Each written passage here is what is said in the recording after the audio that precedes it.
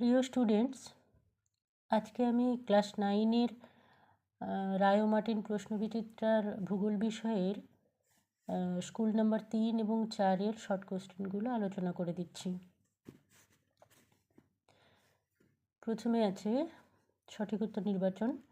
1519 সালে ম্যাগেলান যে দেশ থেকে যাত্রা শুরু করেন সেটি হলো স্পেন। 1 বছরের চেয়ে একদিন বড় হলো শুক্র গ্রহের। উত্তর গোলার্ধে দিন সবচেয়ে বড় হয় 21শে জুন। 4 নম্বরটা, কলকাতার প্রতিপাদ স্থানে দ্রাঘিমা হল 91 ডিগ্রি 30 মিনিট পশ্চিম। নিরক্ষরেখায় 1 ডিগ্রি অন্তর দুটি দ্রাঘিমার মধ্যে দূরত্ব প্রায় 111 কিলোমিটার।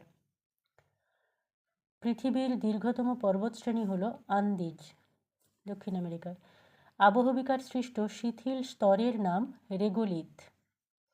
পৃথিবীর গড় তাপমাত্রা প্রায় 15 ডিগ্রি সেন্টিগ্রেড। পশ্চিমবঙ্গে ডিজাস্টার ম্যানেজমেন্ট অ্যাক্ট পাস হয় যে সালে, তা হলো 2007 সালে। 10-এর দাগেটা, ভারতের বৃহত্তম কয়লা খনি হলো ঝরিয়া, ঝাড়খণ্ডে। ভারতের জাতীয় বিদ্যুৎ সংস্থা এনটিপিসি স্থাপিত হয় 1975 সালে। উত্তর পূর্ব ভারতের প্রবেশদ্বার বলা হয় শিলিগুড়িকে। একসঙ্গে দুটি একক দেখানো হয় তুলনামূলক রৈখিক স্কেলে। মৌজা মানচিত্র আঁকা হয় যে স্কেলে, তা হল 1:3960। এরপর বিভাগ খ, নিচের বিবৃতিগুলি সত্য হলে ঠিক ও অসত্য হলে ভুল লেখো। আমি এখানে শুধু ঠিক ভুল চিহ্ন দিয়ে রেখেছি। পৃথিবীর মেরু প্রদেশের অভিকর্ষের মান বেশি, ঠিক। 1781 সালে হার্শেল ইউরেনাস গ্রহটির অস্তিত্বের প্রমাণ দেন, ঠিক। মাউন্ট মোনাডনক পাহাড় একটি মোনাডনক, ঠিক। পর্বতবেষ্টিত মালভূমি নবীন ভঙ্গিল পার্বত্য অঞ্চলে গড়ে ওঠে, ঠিক। রাসায়নিক আবহবিকারে খনিজের মৌলিক পরিবর্তন ঘটে, ঠিক। কুমেরু মহাদেশ আন্তর্জাতিক সম্পদের উদাহরণ, ঠিক। তিস্তা নদী জেমু হিমবাহ থেকে উৎপন্ন হয়েছে, ঠিক। এরপর শূন্যস্থান পূরণ।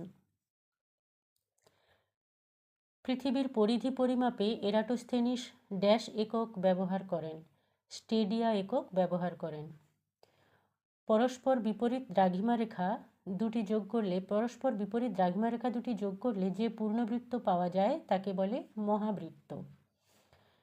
কৃত্রিম উপগ্রহের সাহায্যে ভূপৃষ্ঠের কোনো স্থানের অক্ষাংশ, দ্রাঘিমাংশ ও উচ্চতা নির্ণয়ের পদ্ধতিকে ড্যাশ বলে, জিপিএস বলে। ভারতে ড্যাশ শ্রেণীর আকরিক লোহা বেশি পাওয়া যায়, হেমাটাইট শ্রেণীর। গ্রামীণ এলাকার ভূমি জরিপ করে ড্যাশ মানচিত্র প্রস্তুত হয়, মৌজা মানচিত্র প্রস্তুত হয়। 6 দাগেটা, ড্যাশ প্রক্রিয়ায় পদার্থ এ স্তর থেকে বি স্তরে সঞ্চিত হয়। এটা ইলুভিয়েশন প্রক্রিয়া হবে, ইলুভিয়েশন। সঞ্চিত হওয়াটা ইলুভিয়েশন। নেক্সট হচ্ছে ক স্তম্ভের সাথে খ স্তম্ভের মিল করতে হবে। ভারতের সর্বেক্ষণ বিভাগের সদর দপ্তর দেরাদুন, উত্তরাখণ্ডের। শেলের সদর দপ্তর নতুন দিল্লি। পশ্চিমবঙ্গের উষ্ণতম স্থান তোরাং।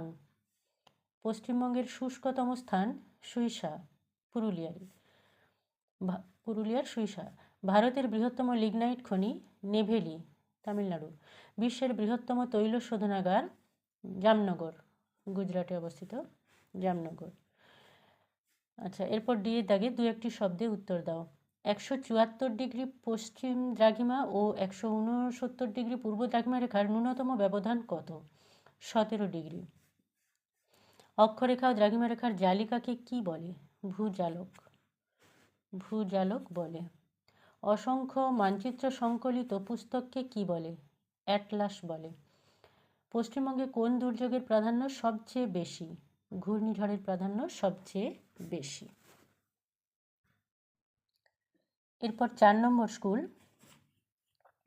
প্রথমে সঠিক উত্তরটি নির্বাচন করে লেখো। 1-এর দাগের আছে, পৃথিবীর নিরক্ষীয় ব্যাস ও মেরু ব্যাসের মধ্যে পার্থক্য হল 43 কিমি। পৃথিবীর আবর্তন বেগ যেখানে 0 তা হলো মেরুবিন্দুতে।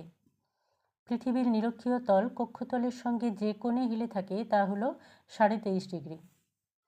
1 ডিগ্রি অন্তর পৃথিবীর মোট অক্ষরেখা অঙ্কন করা যাবে 179টি। মহাবৃত্ত বলা হয় নিরক্ষরেখাকে।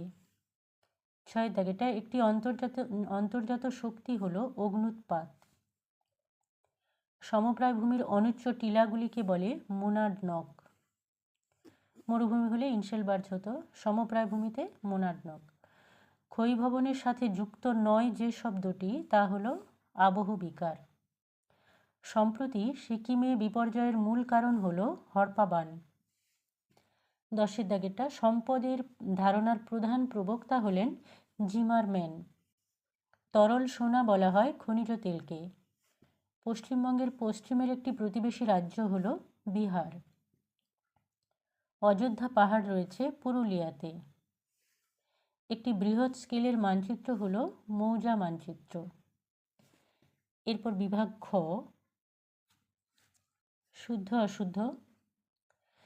পৃথিবীর আবর্তন গতির জন্যই ঋতু পরিবর্তন হয়। ভুল। একই দ্রাঘিমারেখায় অবস্থিত বিভিন্ন স্থানের স্থানীয় সময় একই। ঠিক। একটি ক্ষয়জাত পর্বতের উদাহরণ হল আরাবল্লী পর্বত। ঠিক। ঝুম চাষ মৃত্তিকা সংরক্ষণের একটি ভালো পদ্ধতি। ভুল। লিমোনাইট হলো মাঝারি মানের এক প্রকার কয়লা। ভুল। জোয়ারের জলে পুষ্ট একটি নদী হলো মাতলা নদী। ঠিক। গমকে সোনালী তন্তু বলা হয়। ভুল। শূন্যস্থান পূরণের পর দক্ষিণ গোলার্ধে ড্যাশ নক্ষত্রের সাহায্যে অক্ষাংশ নির্ণয় করা হয়। হ্যাডলির অক্ট্যান্ট। হ্যাডলির অক্ট্যান্ট নক্ষত্রের সাহায্যে অক্ষাংশ নির্ণয় করা হয়। উত্তর গোলার্ধে ধ্রুবতারা, দক্ষিণ গোলার্ধে হ্যাডলির অক্ট্যান্ট। 2024 সালে ফেব্রুয়ারি মাসের দিন সংখ্যা হবে ড্যাশটি 29টি। 29টি। পৃথিবীর ছাদ বলা হয় ড্যাশ মালভূমিকে। পামির মালভূমিকে। পামির মালভূমিকে। ড্যাশ স্তরকে ইলুভিয়াল স্তর বলা হয়। বি স্তরকে ইলুভিয়াল স্তর বলা হয়। পশ্চিমবঙ্গের একটি খরাপ্রবণ জেলা হল বাঁকুড়া। বঙ্গোপসাগরে সৃষ্ট ক্রান্তীয় ঘূর্ণিঝড় ড্যাশ নামে পরিচিত, সাইক্লোন নামে পরিচিত। ড্যাশকে সাদা কয়লা বলা হয়। জলবিদ্যুৎকে সাদা কয়লা বলা হয়। এরপরে সে দাগে বাম স্তম্ভের সঙ্গে ডান স্তম্ভের মিল। ত্রাসের নদী তিস্তা। তিস্তা নদীকে ত্রাসের নদী বলা হয়। ম্যাসাঞ্জোর বাঁধ ময়ূরাক্ষী নদী। বাগড়ি নদিয়া। বরাভূম পুরুলিয়া। এক কথায় উত্তর, যে পাতসীমানা বরাবর দুটি প্লেট পরস্পরের দিকে আসে তাকে কি বলে? তাকে বলে অভিসারী পাতসীমানা।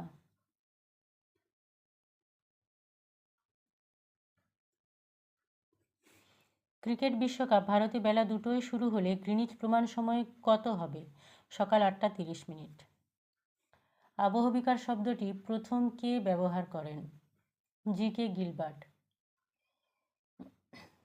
আচ্ছা, ক্রিকেট বিশ্বকাপ ভারতে বেলা 2টোয় শুরু হলে গ্রিনিচ প্রমাণ সময় সকাল 8:30 হবে, কারণ গ্রিনিচের সাথে আমাদের ভারতের সময়ের পার্থক্য হচ্ছে 5.5 ঘন্টা, সেই জন্য।